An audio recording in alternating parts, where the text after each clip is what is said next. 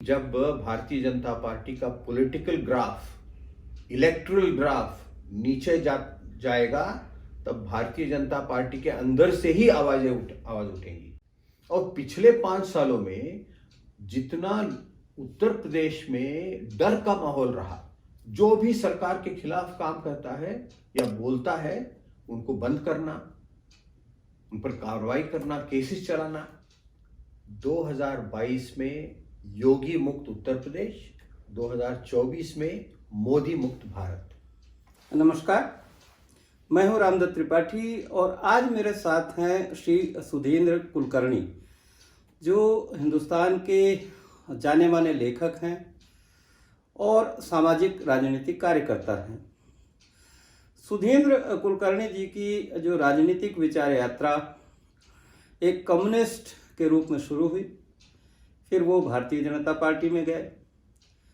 अटल बिहारी वाजपेयी जब प्रधानमंत्री थे तो उनके कार्यालय में उन्होंने एक दायित्व निभाया, उनके सहयोगी रहे और उसके बाद वो भारतीय जनता पार्टी से मुक्त हो गए। इस समय श्री सुधींद्र कुलकर्णी उत्तर प्रदेश की यात्रा पर हैं और उत्तर प्रदेश में उन्होंने दौरा किया है कानपुर, रायबरेली और पूर्वांचल में बनारस के आसपास सोनभद्र, गाजीपुर, मिर्जापुर, जौनपुर। तो सबसे पहले तो सुधींद्र जी नमस्कार, आपका स्वागत है कार्यक्रम में।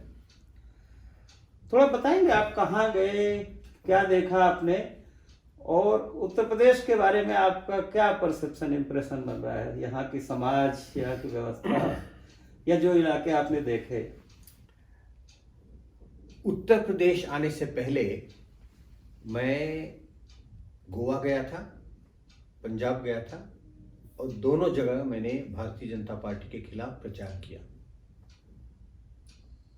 पिछले 15-16 दिन से मैं उत्तर प्रदेश में हूँ और कई जगह जाने का मुझे मौका मिला और हर जगह मैंने भारतीय जनता पार्टी के खिलाफ प्रचार किया है। और उसका मुख्य उद्देश्य 2022 में योगी मुक्त उत्तर प्रदेश, 2024 में मोदी मुक्त भारत। जैसे आपने कहा कि मैं एक ज़माने में भारतीय जनता पार्टी में था, 16 साल मैंने भारतीय जनता पार्टी में सेवा की, अटल बिहारी वाजपेयी जी के साथ में था। आज भी उनके प्रति मेरे मन में श्रद्धा है, लेकिन अटल जी की भारतीय जनता पार्टी और नरेंद्र मोदी की भारतीय जनता पार्टी जमीन आसमान का फर्क है। पिछले 7-8 सालों में जितना लोकतंत्र पर हमले हुए हैं, जितने संवैधानिक मूल्यों पर हमले हुए हैं, कभी नहीं हुआ था।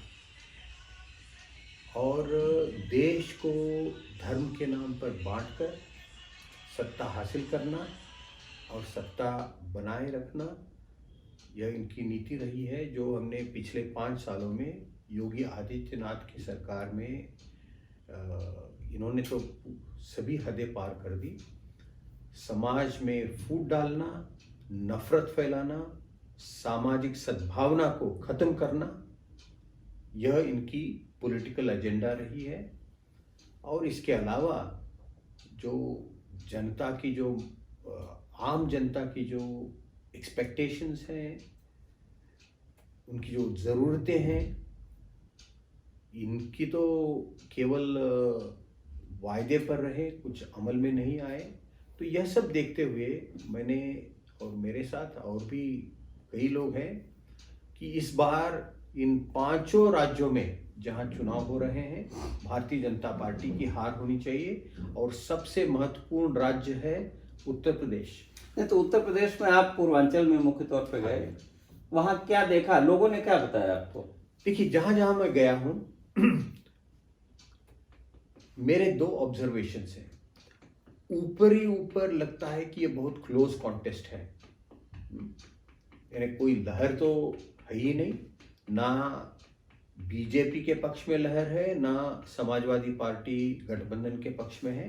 लेकिन दूसरे लेवल पर एक अंडर करंट चल रहा है और दिख भी रहा है कि लोग इस बार बदलाव चाहते हैं।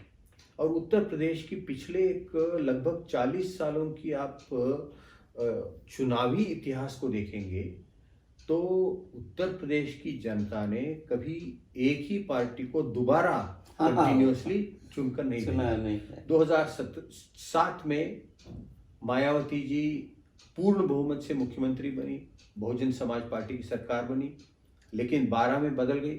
12 में अखिलेश यादव मुख्यमंत्री बने, लेकिन 17 में उनको हराया गया।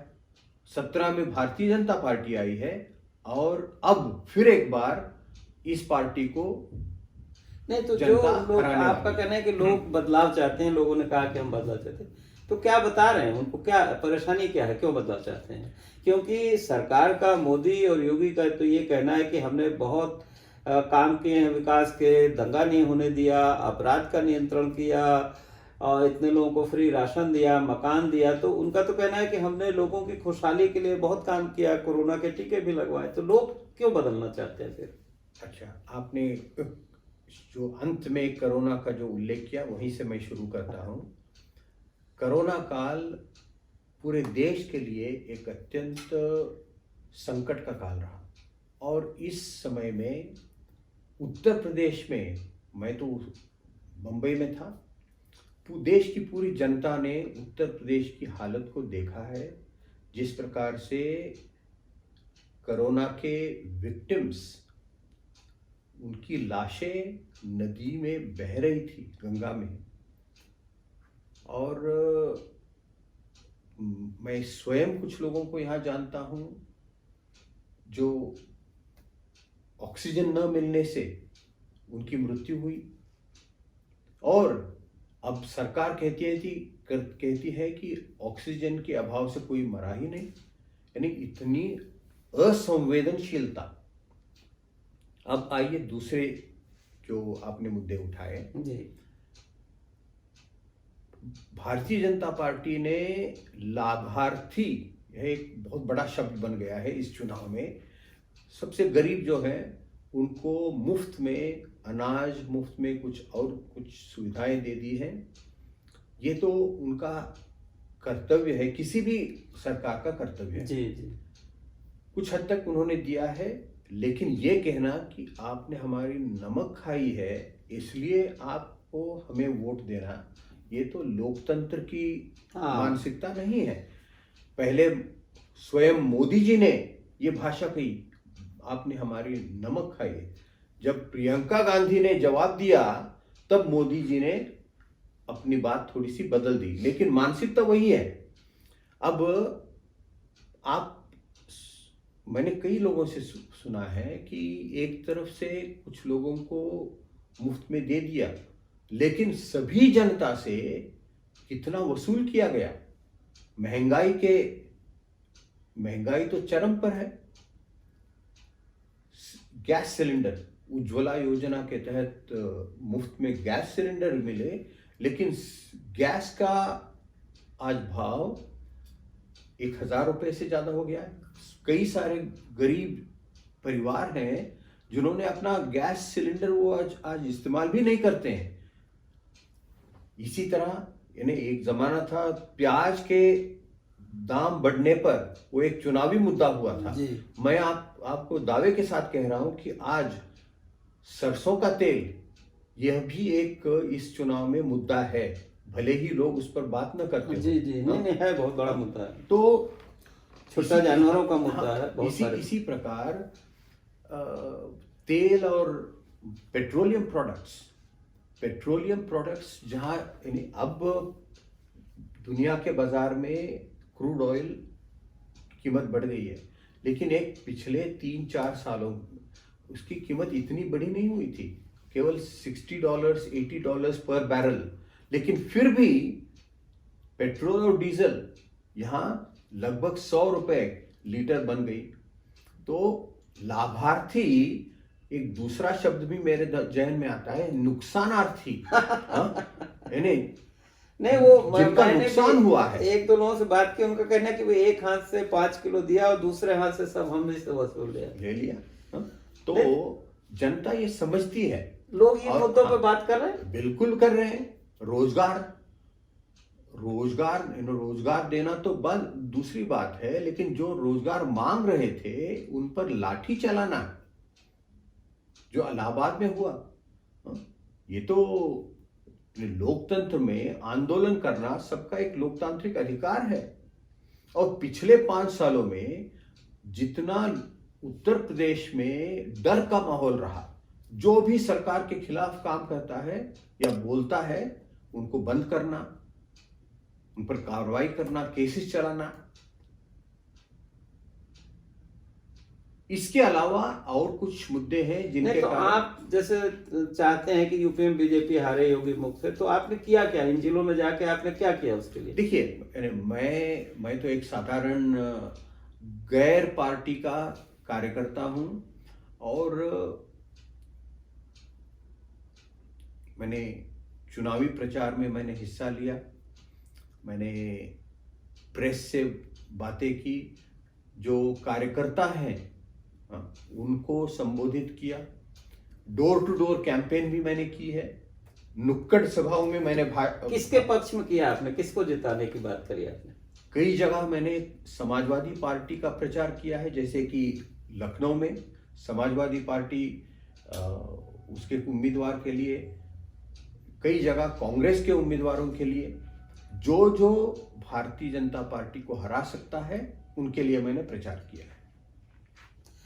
आपका ये भी कहना है कि 2024 में मोदी मुक्त भारत आप चाहते हैं, तो राष्ट्रीय स्तर पर आपको लगता है कि कोई विकल्प है या कोई ऐसी मोर्चा, कोई गठजोड़ राजनीतिक, क्योंकि अभी तो कोई दिखाई नहीं दे रहा है, तो आपको लगता है कि कोई बनेगा, बन सकता है? जरूर बनेगा, प्रक्रिया में है, जरूर बनेगा। क्यों? देखिए, पूरा देश आज मोदी के प्रॉमिसेस और मोदी का परफॉर्मेंस, इसमें बहुत बड़ा अंतर है। 2014 में जो उन्होंने एक वायुमंडल बनाया था कि हम सत्ता में आने के बाद यह करेंगे वह करेंगे, लोगों ने विश्वास रखा। एक तरफ हिंदुत्व का एक आकर्षण था, दूसरा गुजरात मॉडल हमने जो गुजरात में किया है वो पूरे देश में चलाएंगे और पूरा देश में एक बदलाव आएगा। लेकिन 7.5-8 सालों के बाद आज भारत की अर्थव्यवस्था कहाँ खड़ी है? आप सोच नहीं सकते कि गरीब मध्यम वर्ग, उनकी आमदनी आज घटी है कोरोना के कारण और इनके गलत नीतियों के कारण। इन 7.5 सालों में इनका सबसे साहसी कदम कौन सा था? जरा पीछे मुड़कर देखिए, जो कोई प्रधानमंत्री नहीं कर सकता था वह काम मोदी जी ने किया, नोटबंदी, डीमोनेटाइजेशन।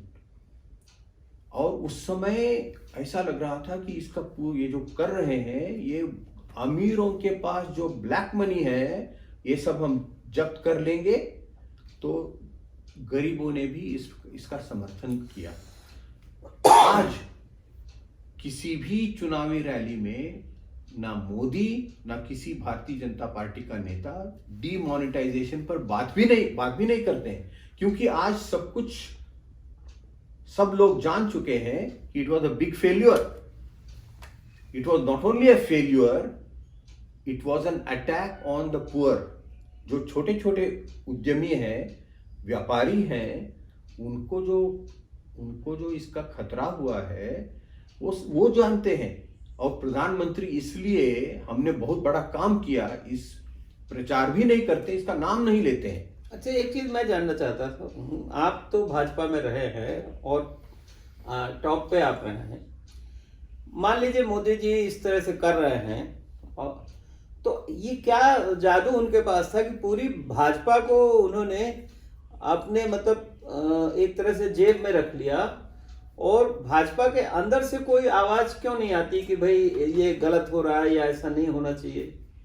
क्योंकि भाजपा तो दावा है कि आप थोड़ा सा इंतजार करिए, बिल्कुल आने लगेंगी। जब भारतीय जनता पार्टी का पॉलिटिकल ग्राफ, इलेक्टोरल ग्राफ नीचे जाएगा, तब भारतीय जनता पार्टी के अंदर से ही आवाज उठेंगी। ये क्यों हुआ? क्योंकि 2014 में भारतीय जनता पार्टी में एक वैक्यूम आ गई। अटल जी 2004 में उन इलेक्शन में हार गए थे और उसके बाद उनका स्वास्थ्य ठीक नहीं रहा, वो बिल्कुल निष्क्रिय हो चुके थे। अडवाणी जी 2009 उनके लीडरशिप में पार्टी फिर से हार गई, तो वो उनको मार्जिनलाइज किया गया। तो ये जो लीडरशिप वैक्यूम हुई, उसका पूरा लाभ नरेंद्र मोदी जी को मिला। और उनमें एक कला है, वो अच्छे भाषण देते हैं और लोगों पर एक सम्मोहन डालने की एक क्षमता है, तो लोगों ने इन पर विश्वास किया। लेकिन अब मैं पूरे उत्तर प्रदेश में जहां जहां गया हूं, मैं सबसे एक सवाल पूछता था कि ये बताइए कि 2014, 17 और 2019 की तुलना में 2022 में नरेंद्र मोदी, इनकी लोकप्रियता क्या उतनी ही है या बढ़ी है या कम हुई है? और 100% लोग कहते थे कि वो लोकप्रियता नहीं रही है, वो लोकप्रियता बहुत घट गई है। ठीक है, नरेंद्र मोदी की लोकप्रियता घट गई, मान लीजिए हम मान में लेते हैं, तो कौन है जो राष्ट्रीय स्तर पर उनको चैलेंज करेगा या किसके इर्द गिर्द? जैसे यहाँ अखिलेश यादव एक विकल्प बन के उभरे हैं उत्तर प्रदेश में, और इसीलिए जनता भी, उनके जो लोग भी चेंज चाहते हैं वो अखिलेश यादव की तरफ जा रहे हैं। राष्ट्रीय स्तर पर आपको क्या लगता है कि कौन विकल्प बन के उभर सकता है, किसमें क्षमता है? देखिए, इस सवाल का जवाब आज हमें नहीं मिलेगा, लेकिन इस सवाल का जवाब समय आने पर लोगों के सामने इसका जवाब आ जाएगा, क्योंकि लोग विकल्प चाहते हैं। ये मोदी के भक्त और भारतीय जनता पार्टी के लोग जो हमेशा सवाल उठाते हैं कि मोदी नहीं तो कौन, if not Modi who? If not, ये कोई बात नहीं कि 140 करोड़ आबादी की इस समाज में, इस देश में कोई नेता नहीं है। ये लोग क्या कर चाहते हैं? इसको प्रेसिडेंशियल इलेक्शन बनाना चाहते हैं, Modi versus one more person. हमारा लोकतंत्र ये प्रेसिडेंशियल सिस्टम नहीं है, यहाँ तो पार्लियामेंट्री सिस्टम है।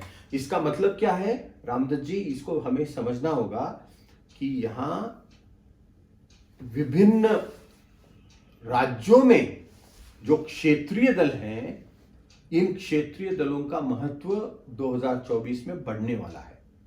जो कोई आगे गठबंधन आएगा, it will be a federal coalition. तो ये कांग्रेस के साथ होगा या कांग्रेस? बिल्कुल कांग्रेस के साथ होगा, क्योंकि कांग्रेस अकेले दम पर भारतीय जनता पार्टी को हरा नहीं सकती है और विकल्प नहीं बन सकती है।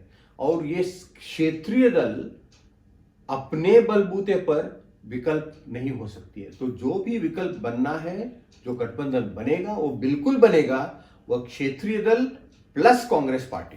अच्छा, मैंने देखा और इसमें आप कांग्रेस को मजबूत करने की बात भी आप कहते हैं, तो लेकिन आपको लगता है कि कांग्रेस खुद को मजबूत करने का काम कर रही है? बिल्कुल कर रही है, और ये हो कर रहेगा, क्योंकि किसी भी विकल्प के लिए, नेशनल अल्टरनेटिव के लिए एक मैग्नेट चाहिए। किसी मैग्नेट के बिना ये सारे जो क्षेत्रीय दल हैं वो क्योंकि ये छोटी छोटी पार्टियां हैं, सबसे बड़ी पार्टी भी कोई 50 से ज़्यादा उनकी सीटें नहीं रहेंगी। तो विकल्प मजबूत होना है तो एक नेशनल पार्टी ही इसकी मैग्नेट बन सकती है, और वह है कांग्रेस। नहीं, लेकिन अभी जिस तरह से कांग्रेस चल रही है उससे लोगों को भरोसा नहीं होता, उससे लोग इंस्पायर नहीं होते। आपको लगता नहीं कि कांग्रेस को अपने संगठन में और नीतियों में बहुत कुछ चेंज करना पड़ेगा, काम करने के तरीके में? आपने बिल्कुल सही कहा कि कांग्रेस को मजबूत भी करना है, कांग्रेस को ठीक भी करना है। यानी कांग्रेस रिवाइव भी होनी चाहिए और कांग्रेस रिफॉर्म भी होनी चाहिए। क्या रिफॉर्म होना चाहिए? सबसे पहले उनकी नीतियां, उनकी जो पॉलिसीज हैं वह फिर एक बार प्रो पुअर बन जाए, प्रो पीपल बन जाए। कहीं ना कहीं पिछले कुछ वर्षों में जनता में एक आम जनता के प्रश्न कांग्रेस सरकार अच्छी तरह से हैंडल नहीं कर पाई। तो उनकी जो आर्थिक नीति है वह प्रो पीपल प्रो पुअर बनना चाहिए, और इसमें से रोजगार कैसे पैदा हो, केवल भाषण देने से या मैनिफेस्टो में आश्वासन देने से बनेगा नहीं। इनके मजबूत पॉलिसीज चाहिए कि ऐसी अर्थनीति चलाएंगे जिससे भारत की अर्थव्यवस्था में ग्रोथ भी होगा और एम्प्लॉयमेंट भी बढ़ेगी। तो कौन से सेक्टर्स हैं जहां एम्प्लॉयमेंट के लिए गुंजाइश है, और उन सेक्टर में जो करना है वो जनता को समझाना होगा और उसमें कमिटमेंट दिखानी होगी। ये एक बात है। और इसके साथ साथ समाज का एक बहुत बड़ा वर्ग है जो कांग्रेस से अलग हो गया, दूर हो गया। उत्तर प्रदेश में ही देखिए, एक जमाने में दलित वर्ग पूरा कांग्रेस के साथ था, मुस्लिम समाज कांग्रेस के साथ था, और भी कुछ समाज के वर्ग थे जो कांग्रेस के साथ थे, वे हट गए हैं। तो सब कांग्रेस पार्टी को चाहिए वो किसी जाति का राजनीति नहीं करती है, जाति की पॉलिटिक्स नहीं करती है, ना धर्म की करती है, नहीं करनी भी नहीं चाहिए, लेकिन सबको साथ लेकर चलना, सबका विश्वास प्राप्त करना, यह बहुत कठिन काम है। और इसके अलावा एक दूसरा बहुत बड़ा काम जो होना है कांग्रेस पार्टी में, organisational strength, grass roots organisation, जमीनी स्तर पर कांग्रेस को खड़ा करना। कॉम्बिनेटेड संगठन सब जगह चल रहे हैं, और